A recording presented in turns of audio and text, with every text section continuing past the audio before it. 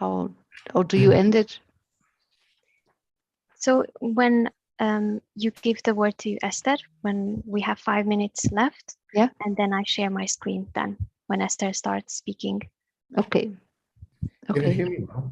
Good afternoon. Yes, good afternoon, Andrea. Yes. Hi. Because I mean, I think there was a problem with the host. Fine. Good to see you. Good to see you too. Hi, Andrea.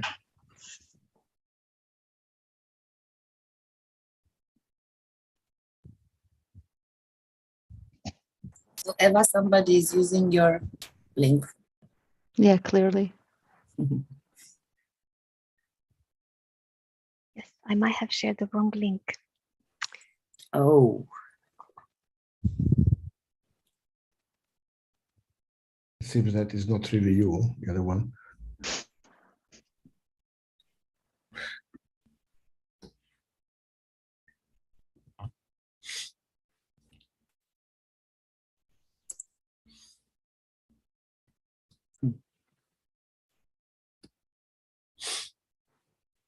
I can put them as attendee, okay?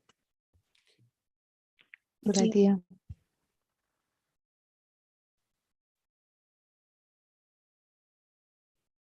Okay. And anybody, any Evas that will join, I will move them as attendees, okay?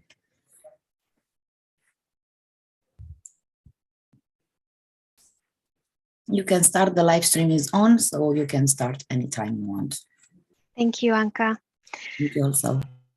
Welcome everyone to this first seminar under the EIT Water Scarcity Initiative. My name is Eva Enyedi and I work for EIT Climate Kick. I'm a water scarcity project manager. But before we start our presentations and panel discussions, I would like to ask a representative from Water Europe, Andrea Rubini, to give us about 5 minutes introduction to the topic, linking it to the event we all attended yesterday, the Water Innovation Europe. Andrea, the floor is yours. Thank you very much, Eva, and thank you all, welcome all for attending this meeting. That's quite important, well connected to not only the activities over Europe, but the event of yesterday, the Water Innovation Europe 2022. And this is one of the series of the workshop that we are really honored them to host as Water Europe and co-host with the EIT, Community Water Scarcity. Well, water scarcity is really not becoming, but is, I mean, really the challenge of our societies today. And we already had them in a workshop. It's Water Knowledge Europe event. There are a number of things, I mean, to be mentioned quickly is that, I mean, the IPCC reports underline once again how much our society and are vulnerable in terms of freshwater resources. Because this is, it is clear to everybody now. This really goes beyond, I mean, the matter that we have floods and drought. I mean, this is really, it's the challenge of water scarcity is a challenge that affects the development, the sustainable development of our society. And of course, I mean, it is important that we connect our capacity of finding solutions to the concept of the principles of circularity and of course, I mean, to the green and digital transition of Europe, and not only Europe. There is a challenge that goes well beyond Europe. Yesterday we had World Innovation Europe 2022. It was, I mean, on focus on how water can contribution to the decarbonization of our societies, and we had, I mean, an important conclusion by Veronica Manfredi of the DG Environment. She said, look, that's what several countries in Southern Europe, and not only Southern Europe, in the south of the world, but many other countries, but look at Southern Europe, what they're facing now, it will be our future, I mean, immediate future, wherever in the world. So water scarcity is really affecting our capacity of being resilient in terms of society and in terms of being able to really to ensure sustainable development of our lives and our generations. So I'm very pleased that we are all working together in order to achieve a smart society, because The water-based society is a society where water is available for all. So it's a society that is able to secure water to all in the right time, in the right quantity, quality, relevant to all the components of the societies. And well, I mean, thank you so much for being with us. And well, I mean, I give back the floor to Eva. Thank you so much for creating also this opportunity, and all the best for this workshop and your future and current activities. Thank you, Andrea Rubini. This was a wonderful introduction to our seminar today. So I will quickly share my screen because we would like to show you a short presentation. Just a second. I hope you can all see my screen in presentation mode now. Thank you very much. So as we said, the context of this in seminar today is the EIT Water Scarcity Initiative, which is delivered by 4 of the EIT. The EIT stands for the European Institute for Innovation and Technology, which works through a number of knowledge and innovation communities. 4 of these communities came together to deliver this initiative: EIT Food, who is the lead entity of this project, EIT Climate Kick, the one I'm representing, EIT Manufacturing, and EIT Digital. And the program is supported by 3 external partners, BioAzul from Spain, Athena Research Center in Greece, and TU Delft in the Netherlands. Within the project, we apply a multi-sectoral approach, which includes support to entrepreneurs, also knowledge creation and capacity building. Today, we are representing the second pillar of the project, knowledge creation, which is delivered by the Body of Knowledge Expert Group. This group was founded in 2020 when an initial group of 16 international experts came together and defined the biggest challenges what Southern Europe faced in terms of tackling water scarcity. Last year in 2021, a slightly different group of experts continued this work and delivered 2 high-level publications, a white paper on water scarcity and a review of the financial instruments available for water entrepreneurs. On my screen, hopefully you can see QR codes, which you can use in your smartphone and download the publications against a very small fee. Today, we are going to start the dissemination of the findings of the white paper. This year, we have a much larger group of 47 experts, some of them early career experts, for example, Inês Breda in today's presentation. And we will start the discussion today with a more general introduction to water scarcity. We will follow end of this month on a discussion on the connection of water pollution to water scarcity. In July, we will have a seminar on the circular economy, principles and methods to tackle water scarcity. In September, we will discuss the different smart tools which are available to use as solutions to water scarcity. And in the end of October, as a side event to the Water Knowledge event, also organized by Water Europe, we will finalize the series of seminars discussing the governance and financial schemes which could be potentially optimized to tackle water scarcity in Southern Europe. Just 1 second. So today, we are going to start the presentation which will be delivered by Inês Breda from Eurowater, Esther Diez Cebollero from the French Research Institute, and Alfonso Exposito from the University of Malaga. For the creation of these presentations, we used the drivers, pressures, states, impacts, and responses framework. And this is how we will structure the seminar today. After the presentations, which will take about half an hour, we will have a hopefully very interesting and very engaging discussion panel with external participants, Ana Catila Bernandes Ribeiro from Aguas de Portugal, David Hernandez Gomez from FENACORA, Spanish National Federation of Irrigation Communities, and Nicolas Bedot from Tinos Island Ecolodge. We would also like to thank the other collaborators of this seminar who cannot be here today, Sandra Ryan, Katarina Kostik, Stella Apostolaki, Alessia Folla, José Antonio Rodríguez de la Cruz, and Samir Safaya. And with that, I would like to give the floor to our first presenter, Inês Breda. Hi, everyone, and thank you, Eva, for this presentation. As Eva said, I will be focusing on drivers and pressures. And the starting point, I believe, is for us to accept that Southern Europe is now experiencing water scarcity, and that the problem we have to deal are not simply periodic droughts. We have moderate to very high water scarcity risks that are now the normal situation. And it's important to understand the difference, as the actions to cope with scarcity are not the same as those to deal with drought. So this map that you see here is taken from the WWF water risk filter, and it shows the water scarcity risk across Southern Europe. The data was last updated in 2021 based on the 7 best available and peer-reviewed data sets. It is a composite of different aspects of water scarcity, including water depletion, baseline water stress, blue water scarcity, available water remaining, drought frequency, and projected change in drought occurrency.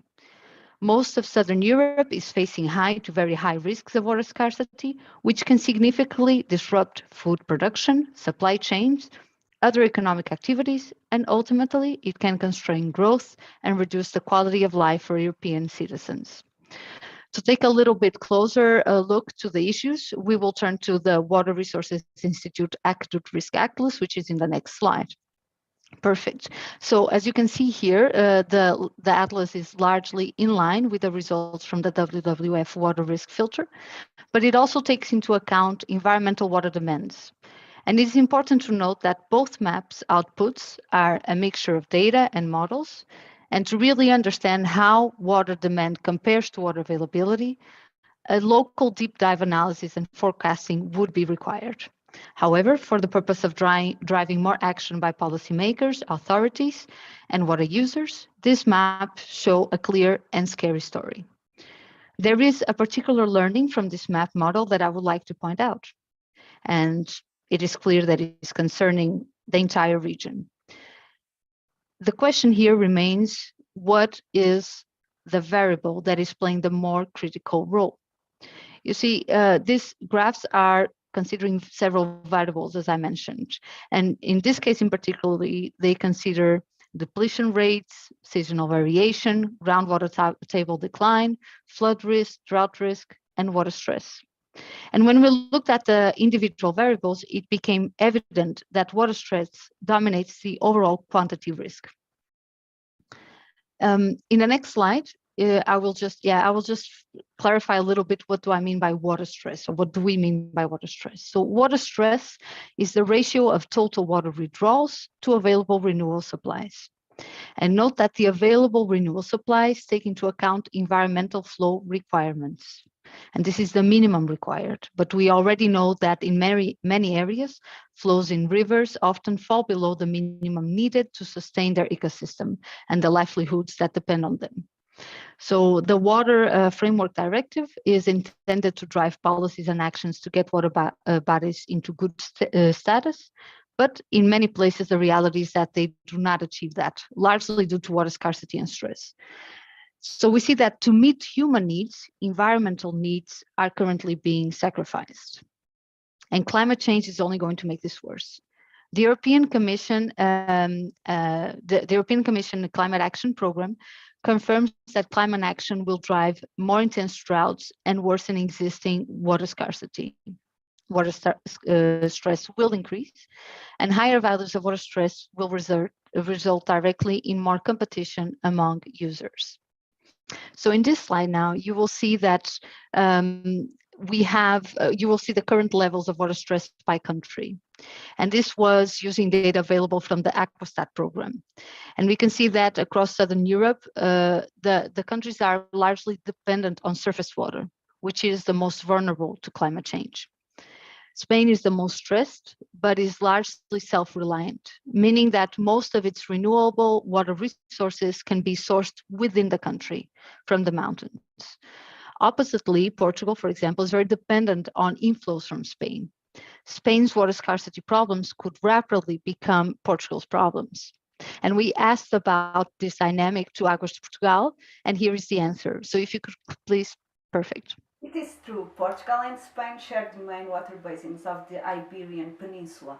Portugal, as a downstream country, is very aware of this fact, and that's why the Convention on Cooperation for the Protection and Sustainable Use of Waters of the Luso-Spanish River Basins, or Albufeira Convention as it is known, signed in 1998, is so important for us. Although the main water sources of Águas de Portugal systems are in Portuguese basins, our company provides fully support to the Portuguese Environmental Agency and to Commission, which applies and develops the Albufeira Convention. Perfect. Thank you, Emma. Just on the previous slide still, it's clear that there is another interesting thought here, and because we look at the data and we see that there's a higher percentage of water stress, and this would generally indicate that there is more and more competition among users.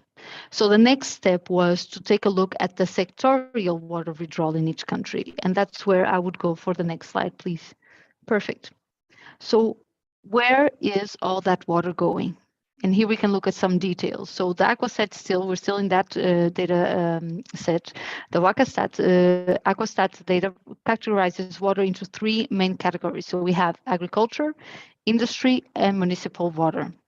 Agriculture dominates water withdrawals in all countries, and almost all of this is for irrigation. Even though total volumes are greatest in Spain, agriculture as percentage of total freshwater abstraction is most dominant in Greece, about 80%. It is clear that irrigated agriculture exerts the most pressure on water resources across the entire region. And it is therefore most vulnerable to water scarcity and so needs to be supported to take action and find solutions. When we look at industrial demand, it covers many activities and also has a significant impact on water stress. All further industrial expansion in the region will worsen water stress and create significant business vulnerabilities. Finally, we have municipal water, and that is used to supply households and commercial purposes, including hotels, with drinking water, of course. And water fit for drinking water is used for drinking, cooking, cleaning, gardening, and filling swimming pools. So in southern Spain, there are case studies where homes have been experiencing no water coming from the tap because the area is full of people filling swimming pools. And smart water societies and activation of human awareness must be considered to move forward. But before talking about solutions, we'll move forward to the implications of water scarcity, and this is where I'll pass the word to the next speaker. So, perfect.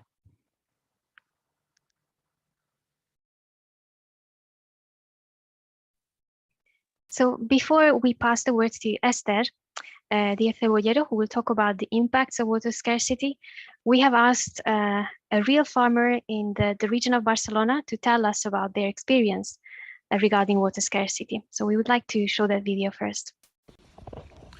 Hola, me llamo Alfred Marc, soy un pequeño agricultor de Collserola, un parque natural que hay al lado de Barcelona, es un parque natural periurbano. Y por supuesto que nos afecta el problema del agua. Tenemos, por ejemplo, uno de los pozos que cada vez produce menos. Tenemos dificultades para poder cultivar todo el año. En verano tenemos muy difícil y nos restringe mucho la diversidad de cultivos, especialmente aquellos que para nosotros son más rentables o son nuestra especialidad. Además, estamos totalmente solos. La política agraria común no nos contempla. Los pequeños agricultores en zonas periurbanas y de montaña lo tenemos muy difícil. En primer lugar, porque el acceso a la tierra es muy difícil y cuesta mucho permanecer con la titularidad de los campos, que es un requisito básico para acceder a la PAC.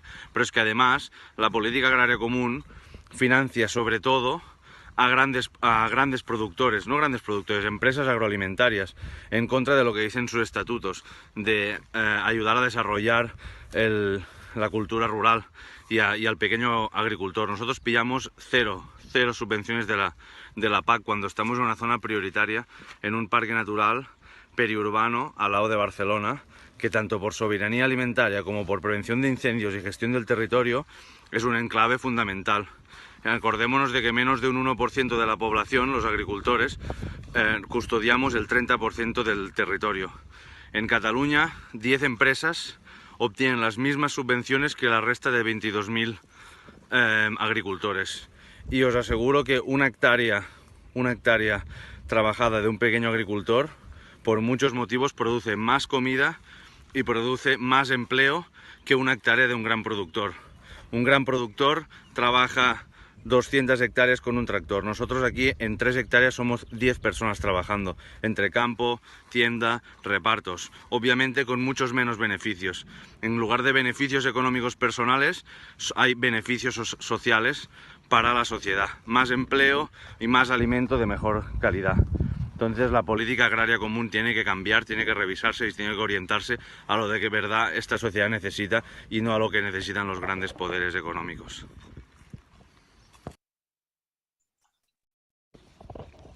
Hola.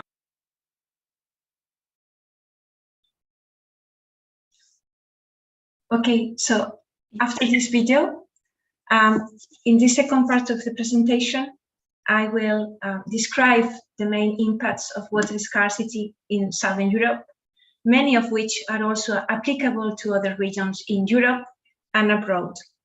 But before going into details, I would like to bring up a few figures that clearly show the severity of water scarcity.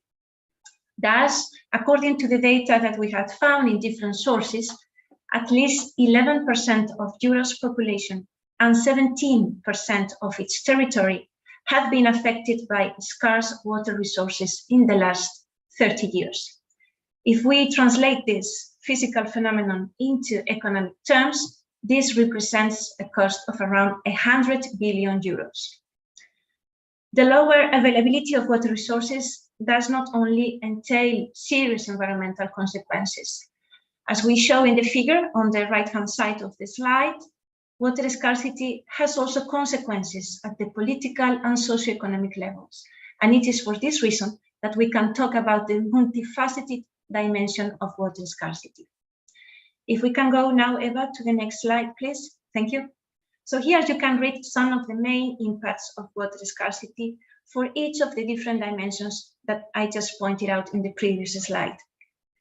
If we look at water quality aspects, water scarcity results in extraordinary changes in hydrological regimes, including the prevalence of intermittent rivers and river discontinuity, as well as the salinization of aquifers and the increase of water temperature and the concentration of nutrients. Water is necessary for the survival of species and their habitats. The loss of water represents, therefore, a real danger for living organisms. Let's not forget either that ecosystems provide key functions, such as the purification of water, the provision of resources for wildlife, fish production, or even recreational activities.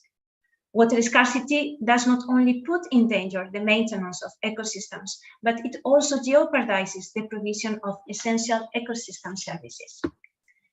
At the policy level, as shown in the column in gray here in the slide, water scarcity calls for urgent actions aimed at protecting ecosystems and supporting the better adaptation and resilience of social communities. The role of water and land use planners is here key, as they need to come up with solutions that enable the provision of water for different purposes. It is obvious that water scarcity has a real impact in our economy. And as indicated in the economy column here in brown, water scarcity is responsible for the loss of enormous amounts of money for farmers, industries, and even assurances. Water scarcity inhibits economic growth and drives up poverty rates. The decrease of agricultural production caused by water scarcity has an ultimate effect on the prices of products in the market, which concomitantly reduces the purchase capacity of individuals and families.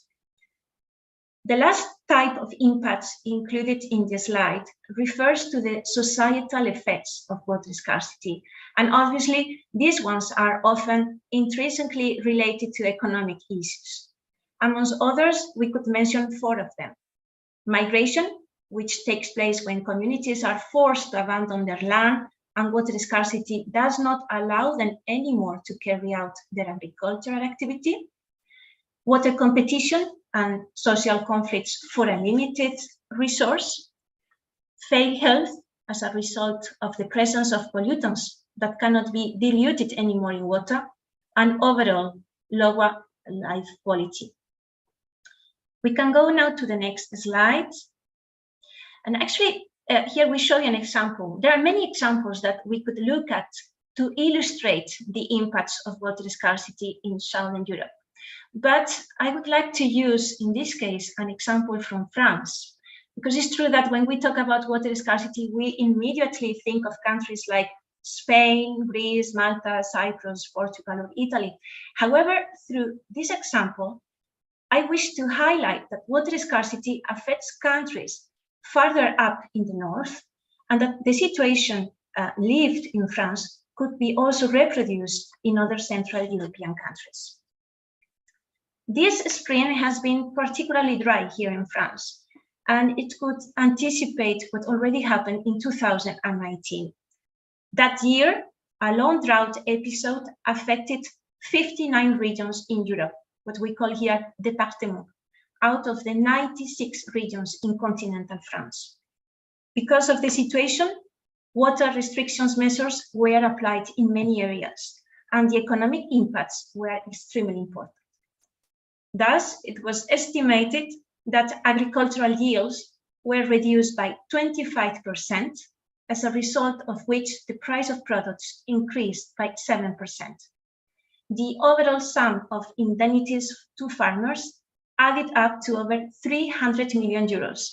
And also, due to lower production levels, the export of cereals like wheat decreased by 29% in comparison to 2018 figures. We can go to the next slide. So it is clear that measures to reduce and counteract the impacts of water scarcity need to be implemented urgently. As shown in this slide, projections for 2040 developed by the World Resources Institute suggest that water scarcity will continue to aggravate, and it will be very severe in Southern European countries, especially in Spain, Greece, and some countries from the Balkans. At the worldwide scale, almost 1/3 of the world's population will live in areas of physical water scarcity. So it is in this context that efficient responses are more needed than ever. And to move on with possible responses, I pass the floor to Dr. Alfonso Exposito. Thanks, Esther. Thanks, Eva. So this final part of the presentation is focused on the responses and solutions to water scarcity. Should we watch the video, Eva? Yes, just to introduce the video. So we have a participant in the later part of the program, Nicolas Bedau, who is representing the Tinos Eco Lodge from Greece. And he is a participant of the Hydrusa project. And they have a very informative and wonderful video that explains the impacts of water scarcity on the tourism sector in Greek islands. And they also talk about some of the solutions that they apply. So we thought that it's a really good introduction to what Alfonso is going to discuss in a little bit more detail. So I will play the video now, and I hope that everyone can hear it. Tinos is an island that is made out of stone, wind, and human power that has created this unique topography on the landscape and that has left us with a valuable cultural heritage. It is a beautiful example of a rural society that now is on the crossroad to the change to a more tourism-based society. The challenges that Tinos is facing, it's the increase of tourism, especially during the summer season, within a very small time frame, putting pressure on our natural resources. We have to plan for the future how we are going to use them wisely so they are distributed evenly. Tinos Ecolodge is an alternative tourist destination that is based on using our natural resources in a sustainable way. We are addressing the electric energy part, we are addressing the water, the sewage water, and the food production. Within the Ecolodge, we can be partly self-sufficient. For the electricity energy needs, we are using photovoltaic panels and batteries to store the energy. The system is an off-grid system, so we can only use what we have actually produced or stored. We are addressing the water scarcity in different layers. We have designed a rainwater catchment system where every roof surface, every terrace surface is connected to a big rainwater storage tank. When it rains, all the water becomes collected through a piping network and ends up in two big cisterns. The collected and stored rainwater, we are using it to irrigate our organic gardens and usages where we need lower qualities of water, like toilet flushing. Fresh water that is consumed by our customers is treated within a split canalization. So we have black water and grey water pipes. This water, after it has been used, is treated in a nature-based system, which is a constructed wetland. And from there on, we have the reclaimed water and is used for irrigation of ornamental plants around the houses. We are also experimenting with the new technologies that are called water vapor condensation units. These units can actually condensate the humidity out of the air and produce drinking water. We are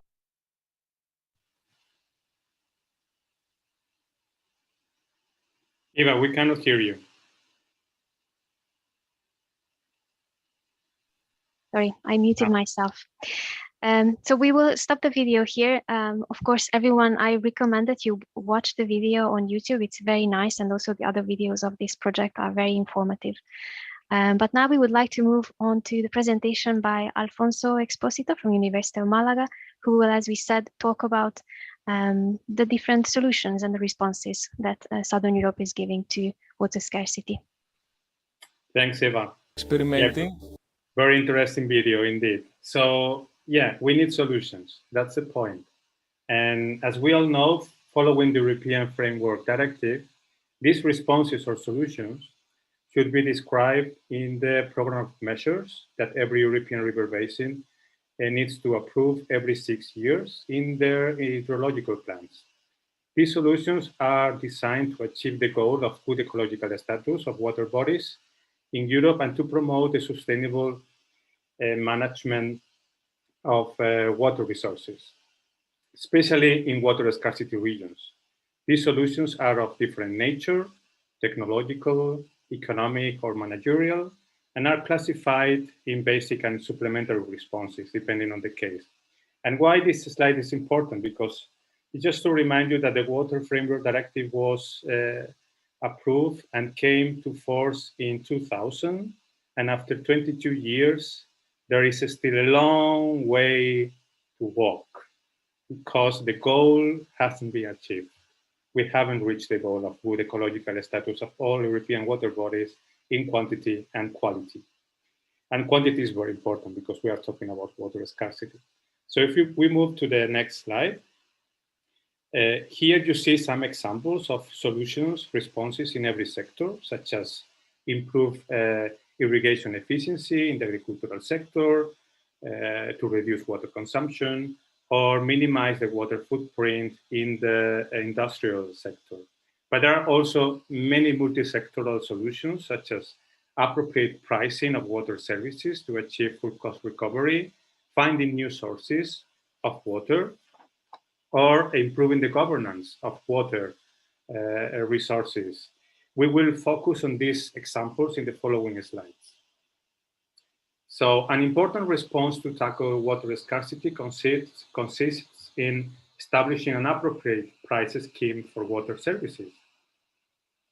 With the aim, of course, to achieve a more efficient consumption. Article 9 of the Water Framework Directive requires all member states to take account of the principle of recovery of the costs, including financial, environmental, and resource costs. Regarding the environmental costs, these are normally associated to externalities costs, such as pollution. And resource costs are related to the opportunity cost. It's a very economic concept, but it's very important. And the problem with the resource cost is that we don't have a common methodology at European level. So we believe that to internalize economic and environmental externalities in the cost of water services is much needed to achieve a more sustainable use of water resources. In the following slide, you see a graph that is very descriptive. It clearly shows that the direct relationship between water pricing and water consumption, being those countries with higher prices, the ones with lower water consumption. If we go to the next slide and have a quick look to some Southern European countries, we observe that the cost recovery rate is still very low. Just have a look to Portugal, 23% of the costs are covered by the revenues of the water services. The highest rate is for France, but it's kind of misleading because it includes all sectors. And here, only the agricultural sector is represented in the cost recovery rate. So we have still a long way to walk after 22 years after the Water Framework Directive came to force. And not every country is taking account of environmental and resource costs, as you can see on the table quite close to the graph. So in the case of Spain, there are significant differences among river basins in terms of covering the costs, the financial costs and the environmental costs. So even though Spain has a ratio, cost recovery rate of 62%, it's much lower in certain river basins.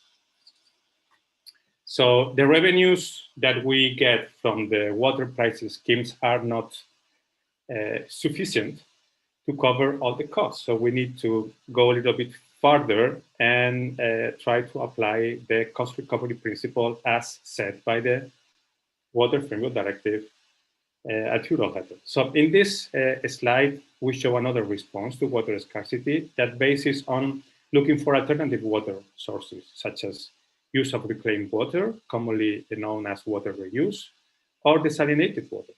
This solution, using reclaimed water from urban areas, it's been already used by the agricultural sector for irrigation purposes. The new regulation on minimum requirements for water reuse for agricultural irrigation has entered into force quite recently. The new rule applied from June 2023 and is expected to stimulate and facilitate water reuse in the European Union. As we can see in the figure, Spain and Italy are the countries where this alternative source of water is growing in importance, especially in the agricultural sector. In the next slide, we can see an example of a new wastewater treatment plant operating nearby the Milano area in Italy, which produces water for irrigation purposes. Those kind of plants are being built all over Southern Europe, and it's getting a very significant part of water provision, especially for the agricultural sector. Finally, in the next slide, we would like to highlight the importance of governance as an effective solution to tackle water scarcity challenges.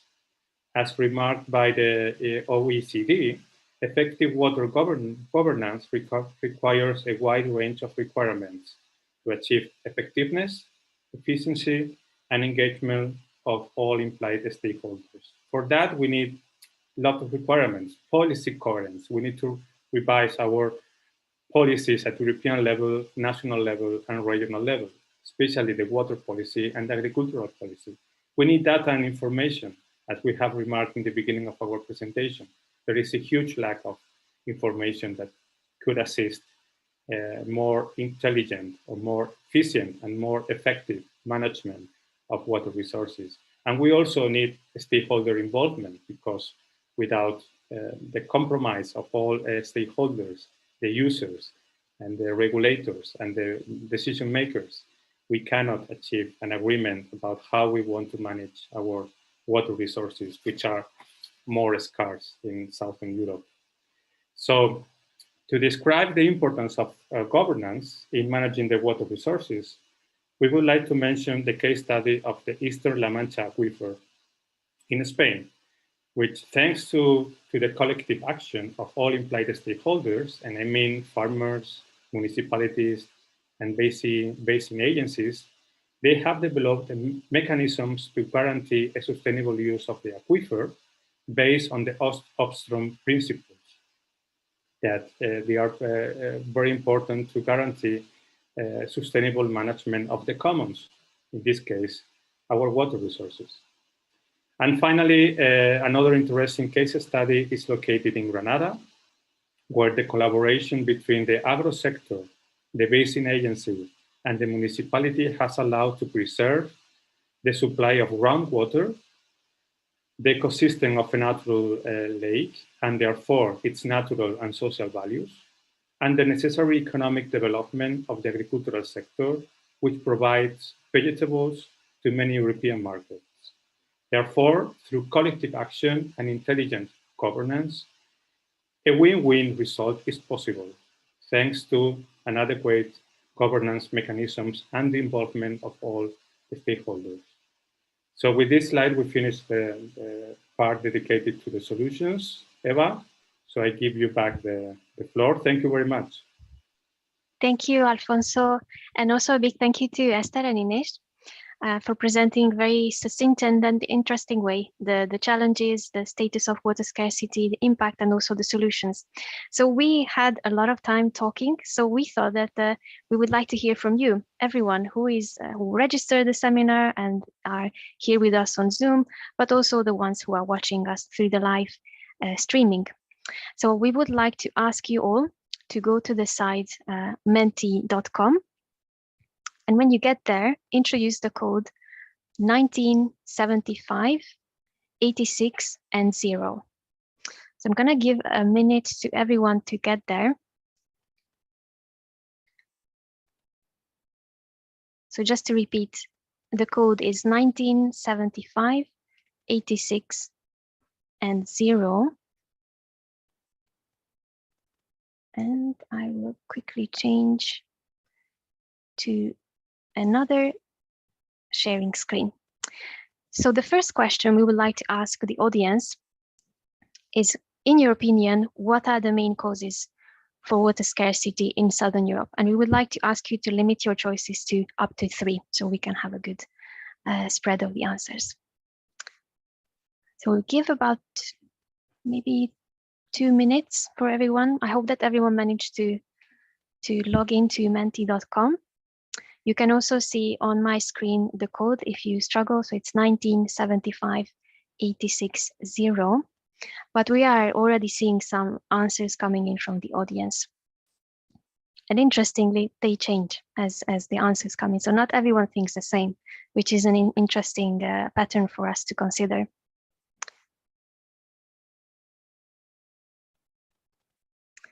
So as for now, most people who have been responding put water wastage and overuse as the main cause. But also many people, very rightly so, identifies climate change as a driver for water scarcity.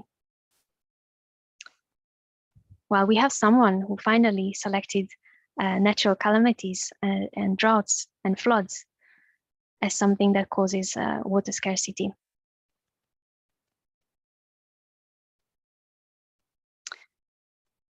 So I think the responses from the audience shows us a clear picture that most people think about climate change as a main driver, but also about human activities, how we use water and how we waste it. Eva, I'm sorry, I just wanted to make sure that you were sharing the right screen, because right now we are seeing the PowerPoint. So it could be nice to, if you just try to share it again. Yeah. Yes. Because I know that this visual is so nice. And also to clarify. Yeah, no, that's fine. Also to clarify that on the previous question, only one option was possible. But I think on the next one, more options will be possible to be selected. Okay. Well, so I would like to summarize then what I have been seeing only myself, which is very sad. But I think people who log into Mentimeter, you can actually see the results, not just me. So as I said, most people identify water use and the overuse of water and the wastage of water and climate change as the main drivers of climate change. So now moving on to the second question, and I see many people already started responding, which is, in your opinion, what are the activities that will be most impacted by climate change? And the majority of the people, 52%, identifies agriculture and farming production, followed by industrial activities and commerce, but also drinking and household needs. And we can see a little bit of increase for tourism and energy and thermoelectricity production, but most people still believe that agriculture is going to suffer the most. And moving on to the third question is based on where you live. So please think about a region where you live, what you know, or where you work. What do you think the main reasons which explain the current unsatisfactory situation? So everything that Inês has been explaining, the worsening situation in Southern Europe, but also moving into other areas which were mentioned by Esther.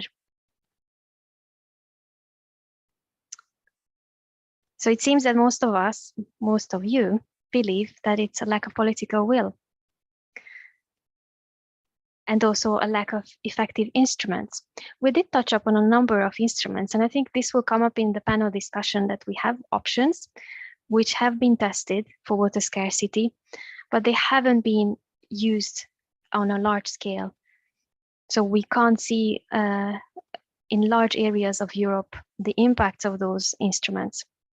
We also see lack of societal awareness and lack of data. This is something that we as the group have been discussing, that data is actually a big issue. It's hard to find it and hard to compare it. But we still believe that the political will is the factor which is most lacking. And with this, I will stop the presentation and hand the word over to Inês, who will be your host for the moderation of the panel discussion. And then we will finish in about 45 minutes time. Thank you. So hi, everyone. Hi again. We have received so much information that I'm trying to understand how we are going to moderate this conversation, because at some points I was feeling overwhelmed with numbers, and then another I was feeling overwhelmed in my heart. So I'll have to find here a balance. But to start with, I would say that, especially because I believe that in Zoom is not possible, or to see everyone at the same time on the live stream. So I would just make a quick round so that we identify the people that are part of the panel.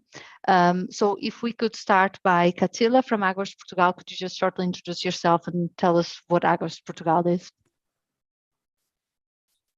Hi, my name is Hi, my name is Catila. I'm 45 almost.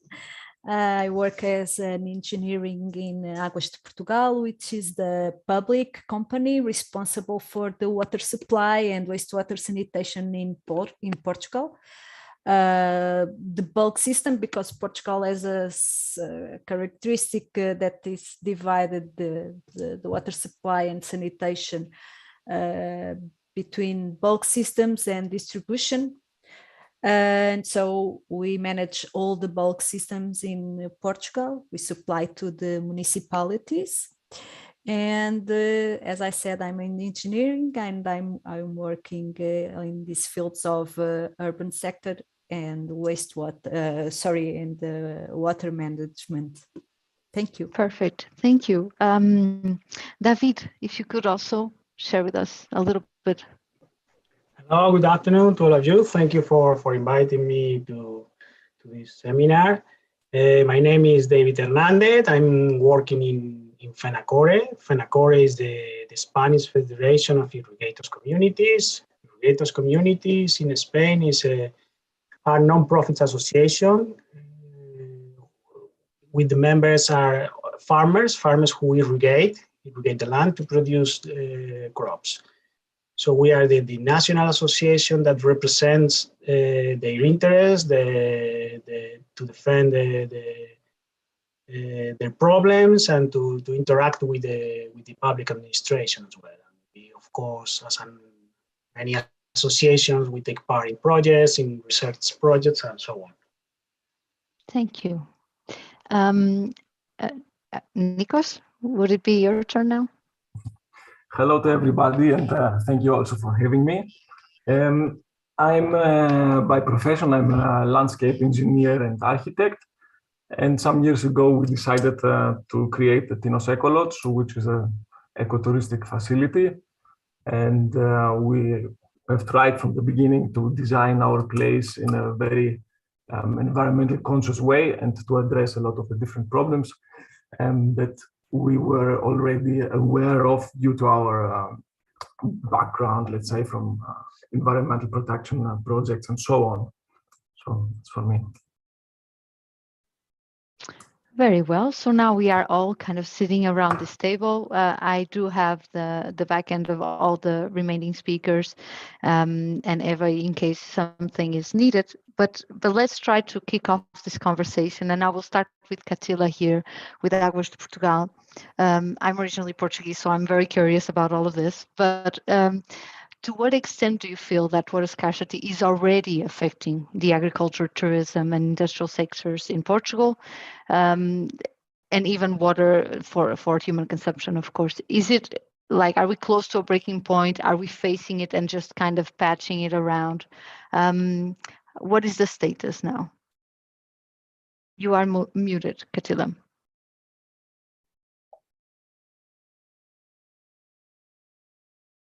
And now? Yes, perfect. Okay, so let's start by Portugal, our land. Actually, this year, the Portuguese Environmental Agency presented, which is responsible for water resource management in Portugal, not Águas de Portugal, is what Águas de Portugal works in urban sector. As I said, the Environmental Portuguese Agency presented the study that they developed to assess the water exploitation index in water bodies in our territory, and the numbers don't lie.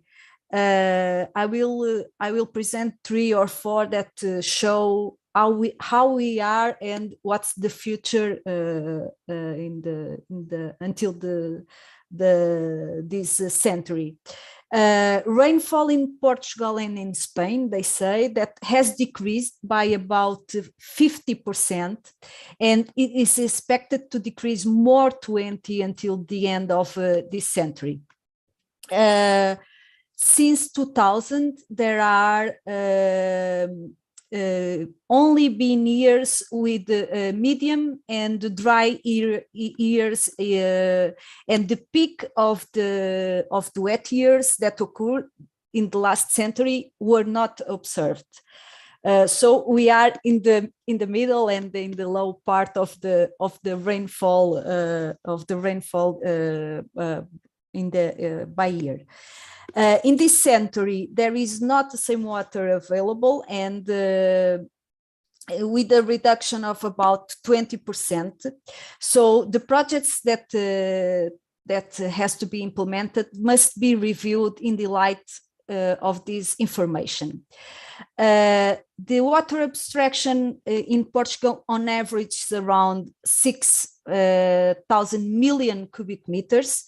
Of course, and like you said before, around 7% is consumption is by agriculture.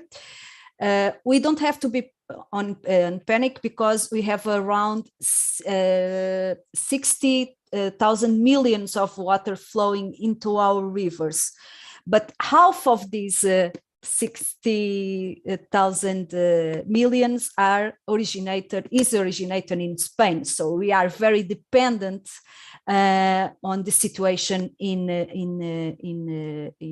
Spain.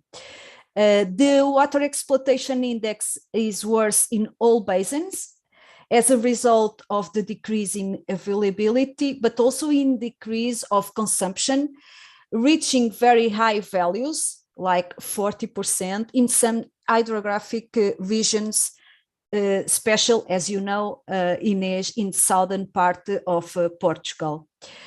So the answer is yes, we have some structural water shortage situation, and Portugal, due to its geographical position, is a country prone to the occurrence of drought situations. If related to the question that we are at a breaking point, we cannot say that we are in a breaking point. Of course, we have some situations like Esther show in France. We had for the last 20 years, we had like 4 or 5 severe droughts, and we have to cut some consumption of agriculture. We have to restrain some urban consumption with a lot of public awareness about the use, the efficiency in use.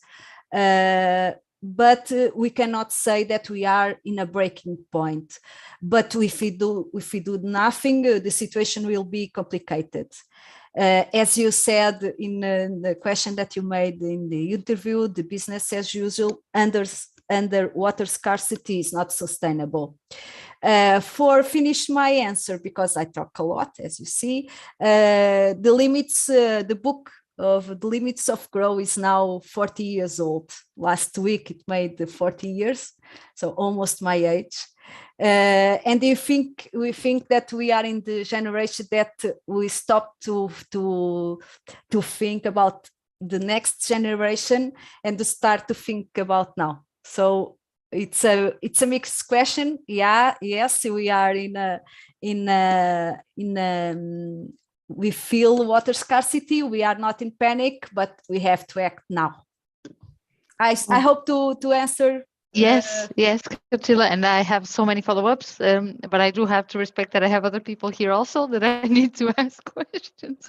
But it's I understand that it's really interesting to me because you came with a lot of numbers again, and the idea of us of having data accessible now, I think it also allows us to have the ability to say, hey, pay attention. This is the data we have collected. This is based on 7 models.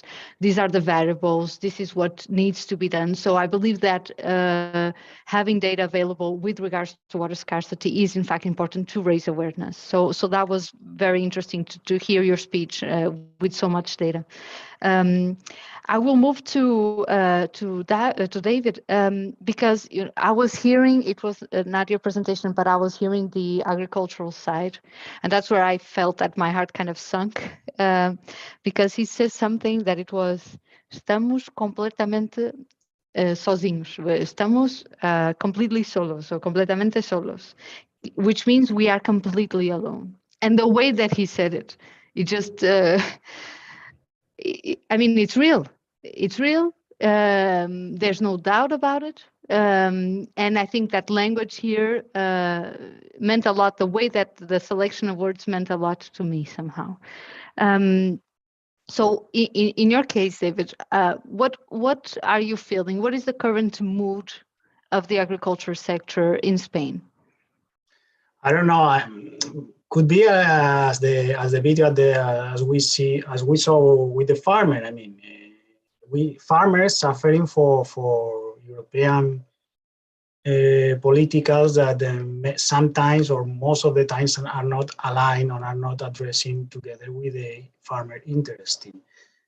So somehow it's true. I mean, we have to see the statistics of agricultural sector, how aging of the population for the agricultural sector, for example, in Spain, and I think that is in the whole Europe.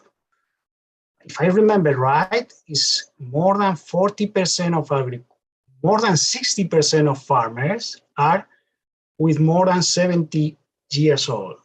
And more than 40% of the farmers are already 65 or more.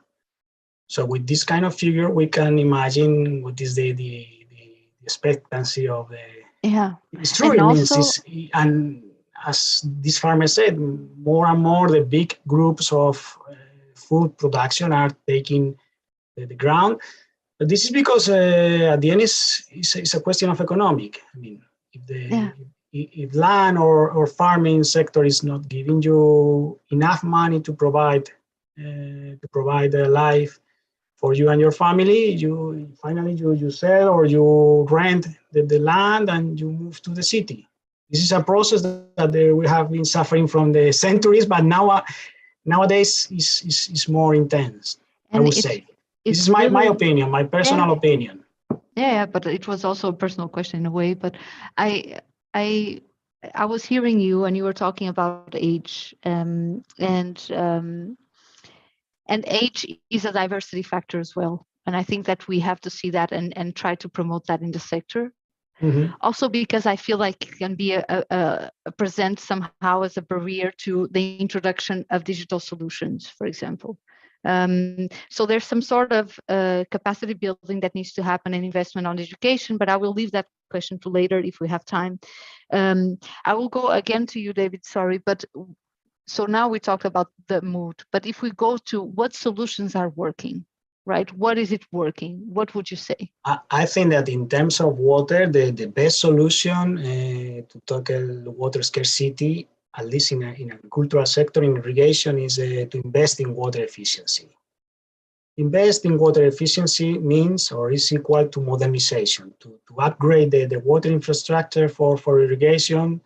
It means to change from flooding irrigation systems, which means that you put water in all the land without taking care about what is the efficiency or what is this water is taken by the plants, and just change this system to dripping or to sprinkling irrigation systems. For example, the figures that I can say here in Spain and maybe in Portugal, Italy is more or less the same, but here in Spain, we have almost 3.8 million hectares of irrigation, and more than around 3 million are already with irrigation system modernized. Means that dripping and sprinkling.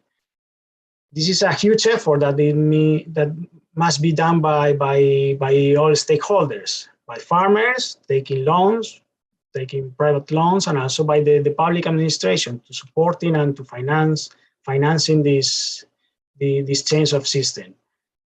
On the other hand, also we have to take the warranty of water. We need to have the warranty of water, and this only can be by regulation, water regulation. Yeah. Sorry, David. No, it was because I was thinking, because in the video we also saw the mentioning of funding and how the funding is somehow directed, and all of this modernization is being implemented in maybe bigger production, and that's of course a limitation for the smaller agriculture because they don't have access, right? I wouldn't say that this is totally true. I mean, okay, so there have been a lot of money, at least in Spain, to modernize irrigation in all the agricultural parts, for all the farmers, big farmers, small farmers, medium farmers. This is, for my point of view, this is not true. I know the data, and I know perfectly the data, and this is not true. I mean, okay. This case about the modernization, it means that big irrigators communities, more irrigators communities have more or less the same possibilities to modernize. Very well. Well, that's very good. I think that the farmer was complaining a lot about cap policy.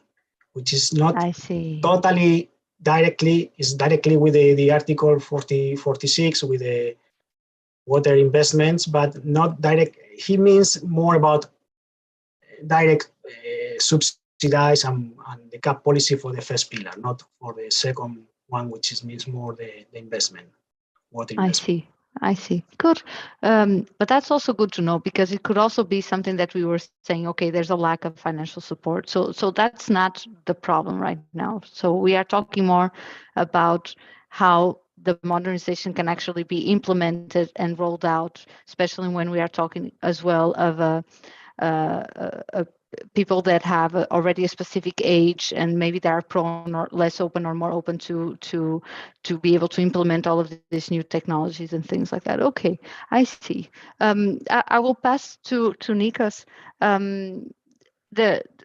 We saw the video that from your side and from the island.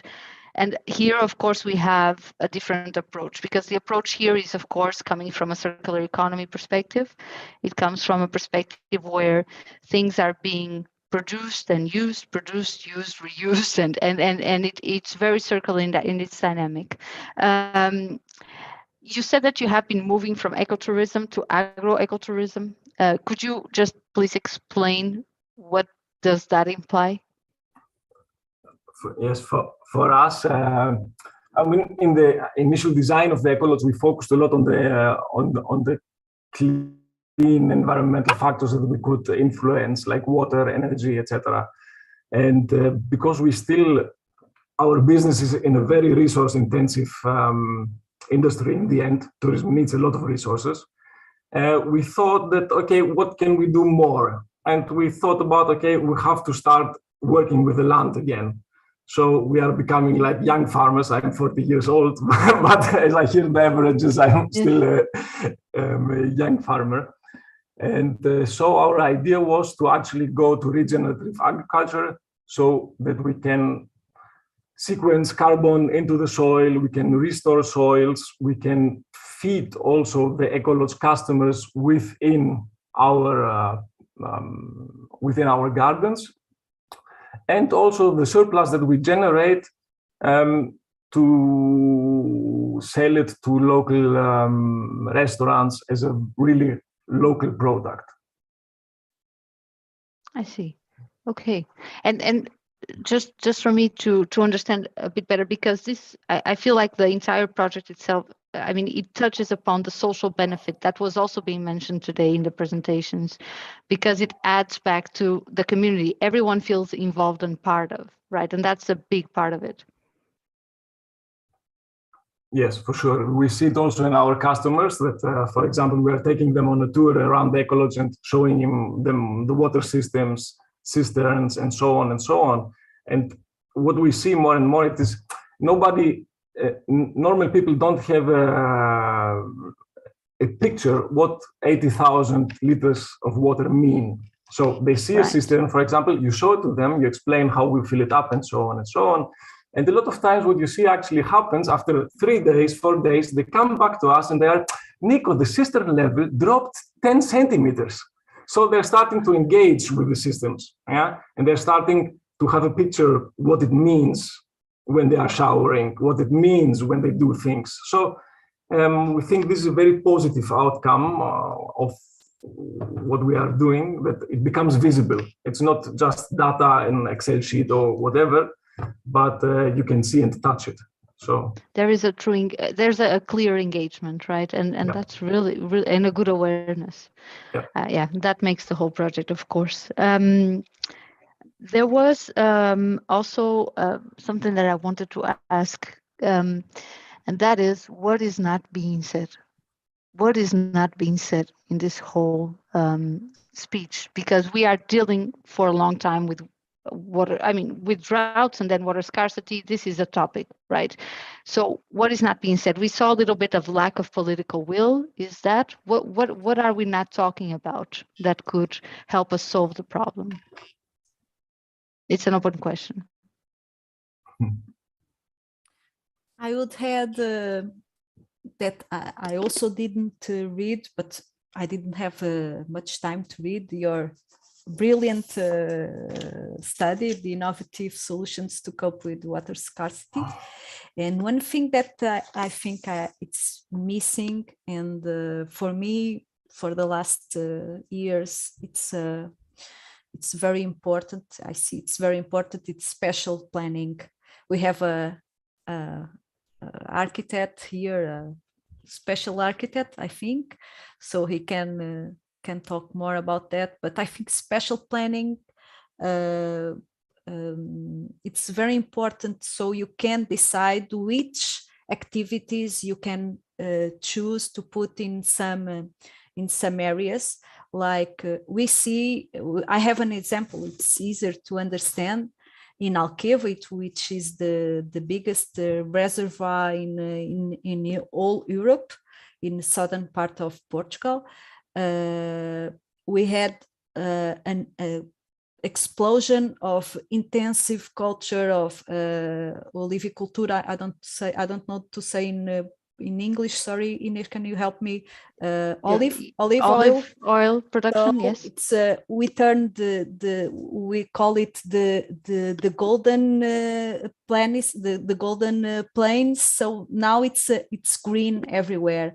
All the Alqueva Dam changed the south of Portugal. Of course, it's good when it comes to turn our supply systems more resilient, but it also changed all the biodiversity and all the landscape of the south of Portugal.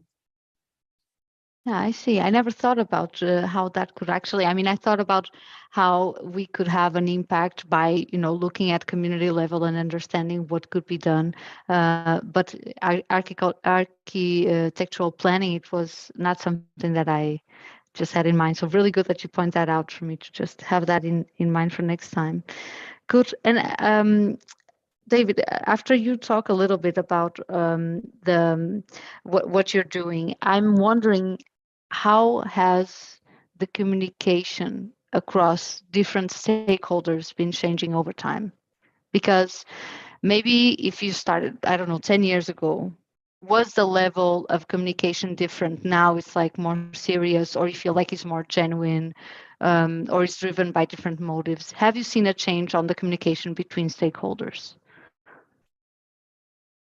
Yes, I would say that I've seen a change in the communication in the last decade, in the last 10, 15 years. I want to think that it's more optimistic, that maybe we came from a time that farmer was considered as a polluter directly, without any respect. And nowadays we are seeing that we need at least here in Spain, in my country, this is what I can say by different sectors, by the strong environmental groups and so on. And now I think that they change a bit their position or their thinking. Of course, as you say in your slide, in your presentation, I mean, all the human activities are taking resources for the environmental. So it's just you are taking resources and you are producing pollution in somehow, agricultural, industrial, urban, whatever.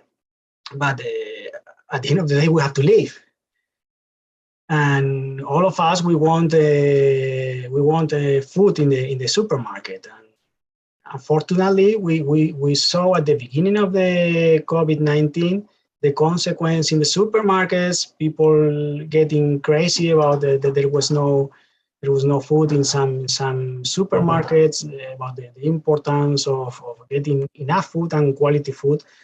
So I think, and I want to think that it changed a bit. It changed a bit, the perspective, yes, and the communication.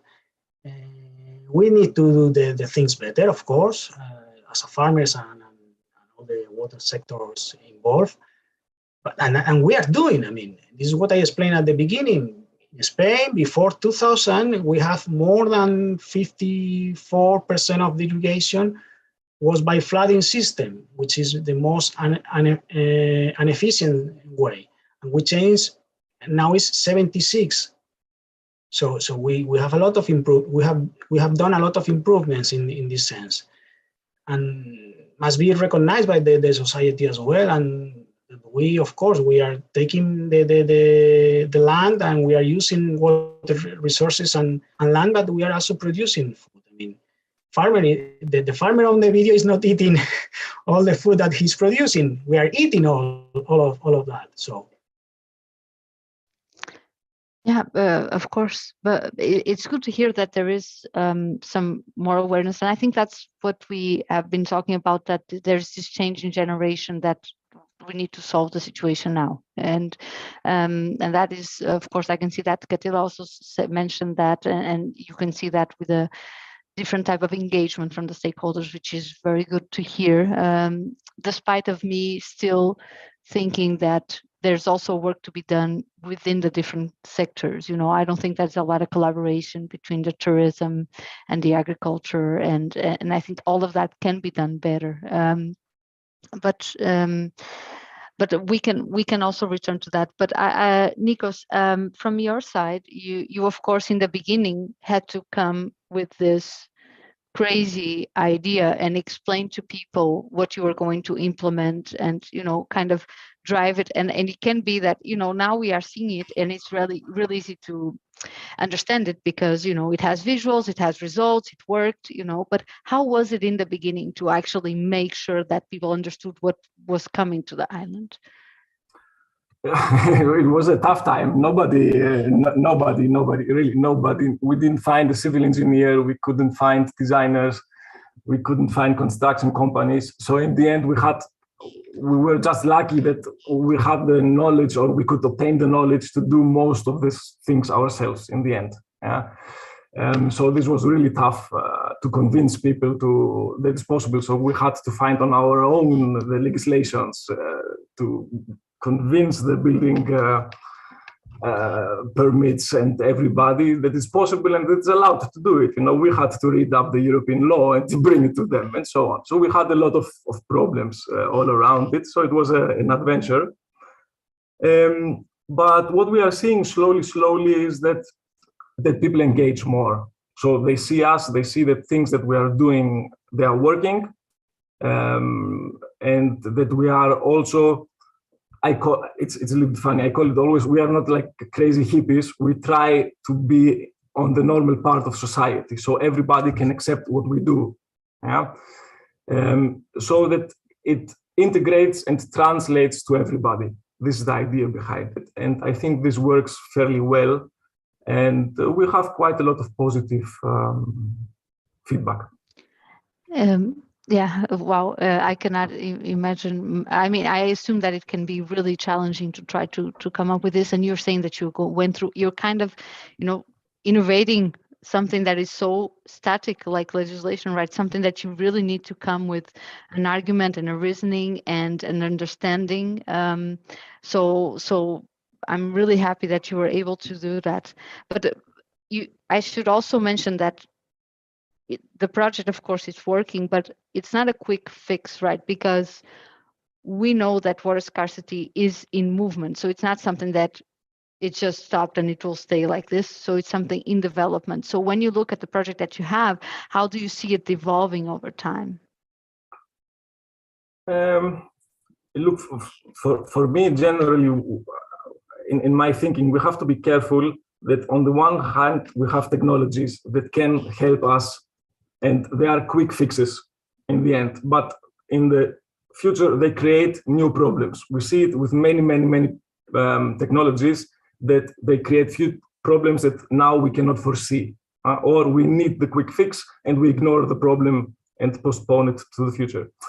So I think this is one part that we have to be very carefully. And we have to think more really about nature-based systems. As Catila also said, for example, we have to plant trees. We have to work with the land, because our earth is holistic managed. And whatever we do and try to force it in another direction, it comes back at us all the time. So we have to start to think really holistic about what we are doing. And water is connected to agriculture, agriculture is connected to forestry, and so on. It's all connected. So we have to really start to go into this direction. And I believe that there is the biggest single change we can do. And this is to define our human needs again, to really openly discuss that how much do we have to shower per week, as a very simple, yeah, it's a funny thing, but we can discuss about this. Or we as an ecolodge, for example, in the beginning, we were thinking about compost toilets in the houses. We were afraid that we will damage our business so much that people will not accept it. And we solved it by a technology to get the feces out of the black water stream down the pipe. But we are seeing now, for example, now that we are a little bit more comfortable, we have built a small stone stable with a compost toilet now. And we are pushing a little bit the limit of what is acceptable. And we are seeing also the feedback from customers. And I think this is what we have to do in the end, because this is society, this is democracy. We have to start talking and seeing where we want to go and define our needs, because it's not static. As you say, we are not a static system. We are evolving, and we have to truthfully talk about this kind of things. And yeah, and it's really interesting, because at the same time that you have to design a solution, you have to somehow be flexible to add on others, right? So it's a very interesting, because it's not like a train. I mean, you have to be able to make different pieces fit on places that supposedly they were not. I've been hearing a lot about age. Sorry to bring it again. I heard about knowledge, right? And I'm here wondering, with regards to education, what is lacking, right? Are we lacking education to make people aware or understanding how they can bring solutions to this type of market, let's say agriculture market? Are we lacking that type of knowledge? David, if it can be with you. Yeah, sure. I think that we should educate not only young people, but also to the adult people to not wasting the food. I think that FAO, Food and Agricultural Organization, estimate that more or less 1/3 of the food production, total food production, is wasting. So it's a pity. I mean, it should be all of us. I mean, talking about whole society to be more aware about the cost, the economic cost, the social cost, the environmental cost that requires every crop to produce, and not wasting this food is the same. I mean, this is talking about educational. I mean, what we can do in a very large scale. For example, here in Spain, I remember when I was a child, we had a lot of advertisement in the TV about closing the tap of the water when you brush your teeth, and I have recorded in my mind, and normally I do. So I mean, I think that this kind of activities we should to educate people not to waste water, not to waste food. Yeah. I think that this is the most important. If you want to save water in a large scale, if you want to save food in a large scale, don't waste it. Because we waste a lot. A lot is 1/3. So Yes. I think, Attila, you actually mentioned this in one of the videos. I didn't have time to put them all, but you were like, save. This is the path, right? You said this is what you would say to your son. Yeah. If he asked me what is the future, I would say save. And actually, I really like one thing that Nicholas said, that we must, all the R's that we are talking about in a circular economy, that's one that really is special for me, is rethink of the way we consume, rethink the way we live, because at the end we must change. we, as David said, of course, the farmers are cultivating for us. At the end, it's for feeding us.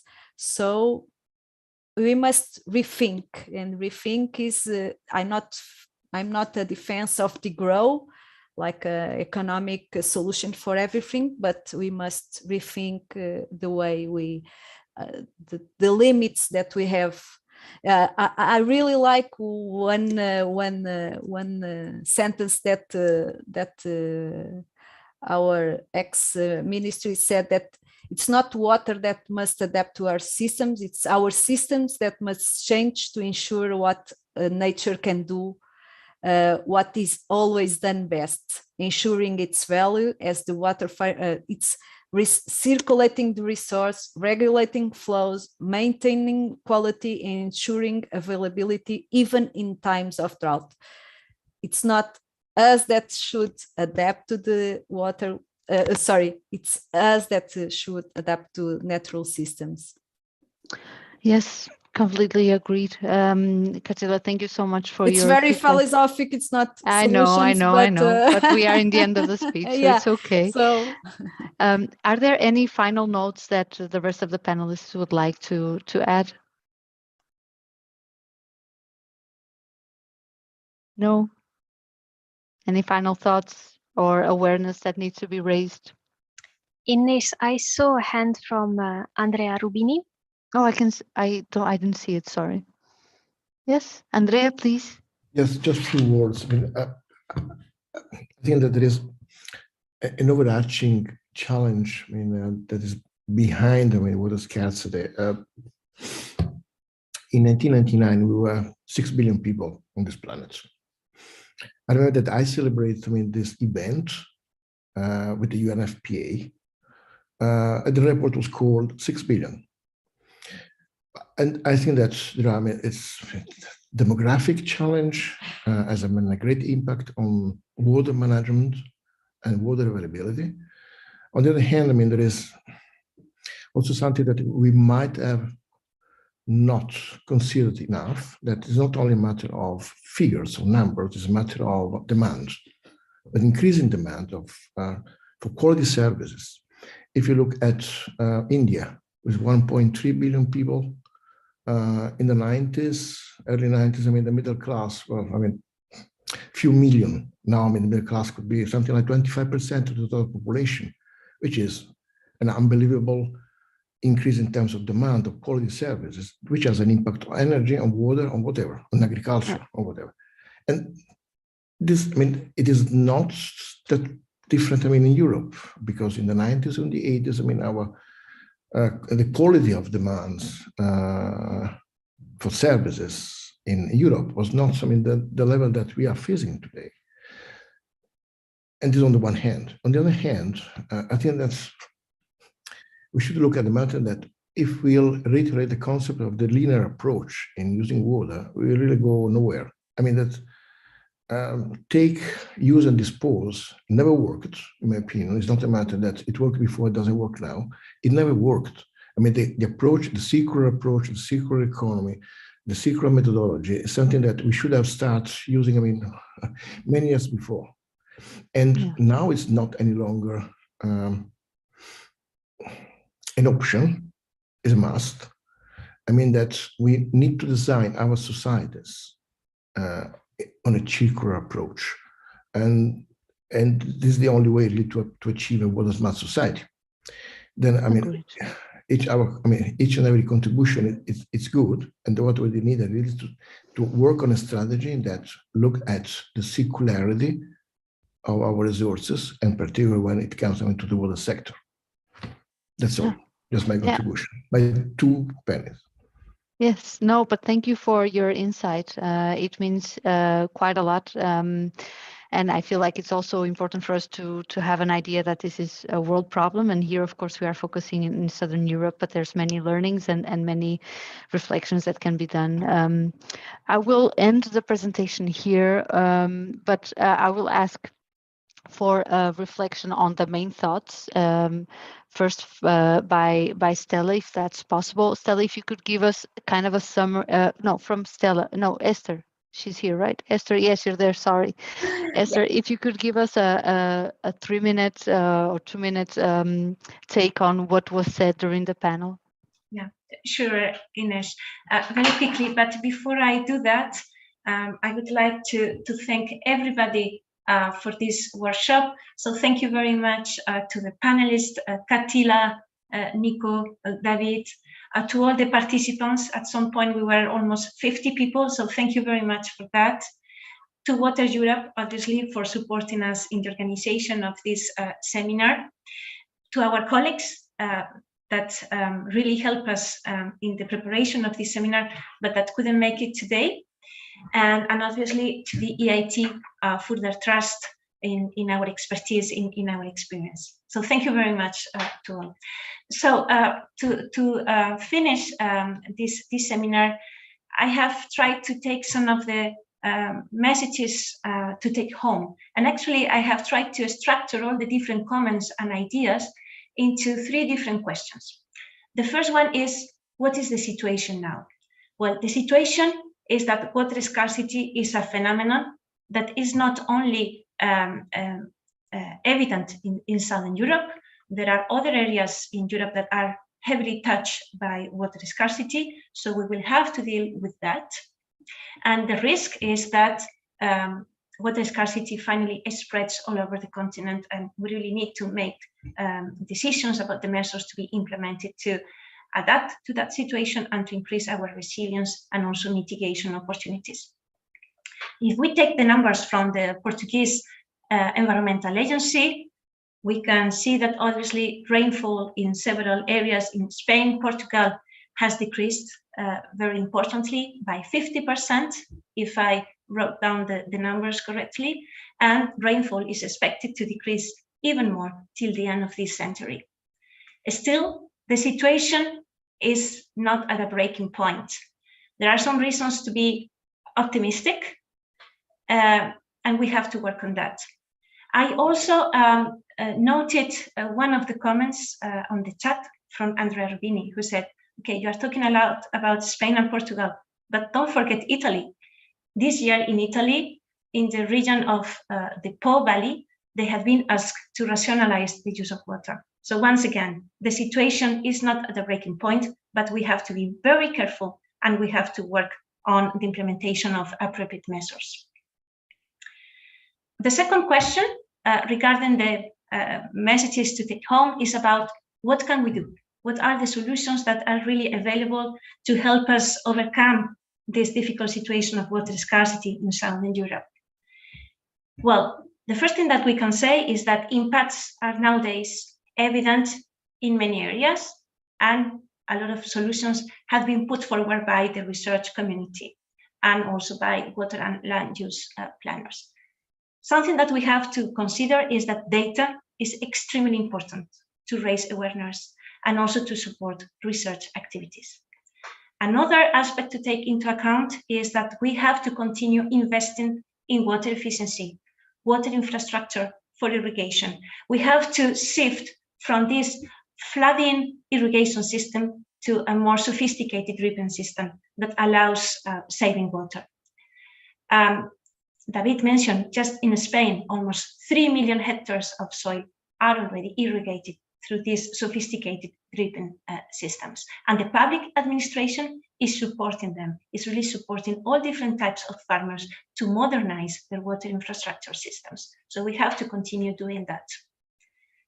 Another aspect to consider as a solution, as something that is going to pave the way towards solutions, is the participation of stakeholders. Farmers and other types of stakeholders have to be involved in the design and implementation of solutions in response to water scarcity. Nico has mentioned some good examples, how progress is being made, and we have to go towards that direction. And we also have to continue with training and education. Let's not forget, as David mentioned, that 1/3 of the food production is being wasted. So a lot of water, what we call now the virtual water, is also being lost. And the future is about saving. Also, regarding the solutions, there are a few points that were mentioned and that deserve a lot of attention. The CAP, the Common Agricultural Policy, Article 46. There are some complaints about the subsidies. This is not intrinsically related to water, but maybe this is something that we have to continue working on. The implementation of appropriate policies that take into consideration the needs of farmers and how to complement water policies with agricultural policies. We also need to have a long-term vision. And as Nico mentioned, I think it was him, sometimes we implement solutions very quickly because we need them, but we don't think of the long-term impacts of those solutions. So let's take this holistic and spatial planning vision so that the measures that we take today will be also appropriate in the future. And finally, regarding the last question for the messages to take home, which are the key lessons that we can learn as the body of knowledge and as members of the EIT? Well, there is a real need to work with spatial planners, with architects, with landscape. Water management is not only about the water resource. We also have to think about the landscape, what is needed, the biodiversity, the ecosystems, and also what the people, the human populations really need. So to finish, I would just like to repeat the message that Andrea Rubini mentioned at the very beginning of this workshop, and is that we all have to work together to secure water for all. And to start off, let's save water. Oh, perfect, Esther. Thank you so much for summarizing. It was really well done. So happy that you could capture so many learnings from this conversation. From this side, it was really interesting. I will just underline the need for this genuine involvement of concerned stakeholders.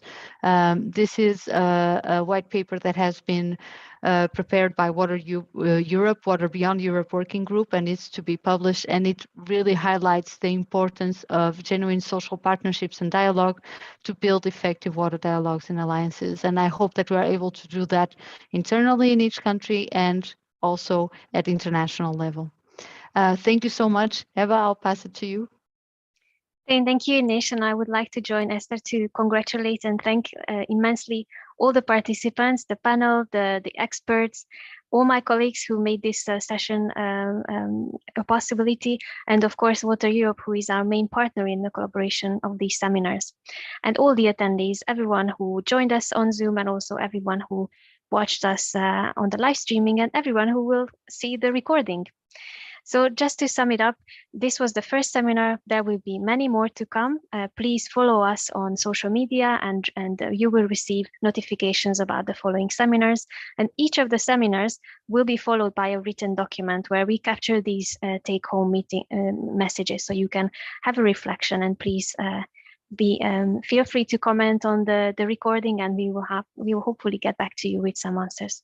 So with that, I would like to close the meeting. We were just 5 minutes late, which I think is an amazing achievement, and we discussed a lot. So thank you, everyone, and have a good evening. Thank you. Thank you. Bye. Bye. Thank you. Bye-bye. Thank you.